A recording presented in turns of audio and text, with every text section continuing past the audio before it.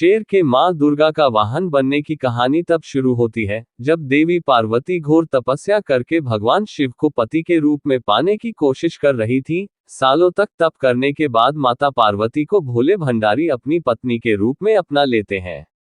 इसी बीच तपस्या की वजह से मां पार्वती का रंग काफी काला पड़ गया था। एक दिन ऐसे ही बातचीत के दौरान भगवान शिव मां पार्वती को काली कह देते हैं। यह बात उन्हें पसंद नहीं आती, वो नाराज होकर दोबारा तप करने के लिए चली जाती हैं। एक दिन बाद घूमते घूमते एक शेर घोर तप कर रही मां पार्वती के पास पहुंचा। उन्हें खाने की इच्छा से वो वहां घूमता रहा। मां को तप में लीन देखकर शेर भी वहीं इंतजार करता रहा।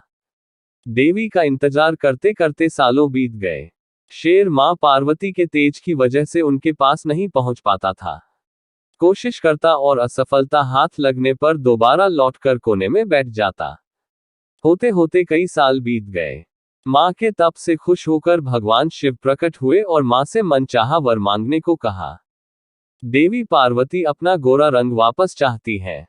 भगवान ने आशीर्वाद दिया और वहां से चले गए। वरदान मिलते ही मां पार्वती नहाने के लिए चली गई। नहाते ही उनके शरीर से एक और देवी का जन्म हुआ, जिनका नाम कौशिकी पड़ा। उनके शरीर से काला रंग भी निकल गया था और मां का रंग पहले की तरह ही साफ हो गया।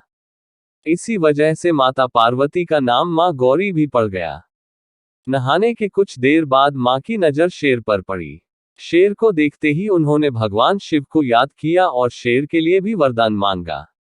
माता पार्वती ने भगवान से कहा, हे नाथ, यह शेर सालों से मुझे भोजन के रूप में ग्रहण करने के लिए इंतजार कर रहा था। मेरे पूरे तप के दौरान यही था। जितना तप मैंने किया है, उतनी ही तपस्या इसने भी की है। इसी वजह से अब वरदान के रूप में इस शेर को मेरी सवारी बना दीजिए।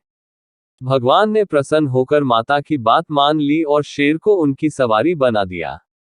आशीर्वाद मिलने के बाद माता शेर पर सवार हो गईं और तभी से उनका नाम मां शेरावाली और दुर्गा पड़ गया।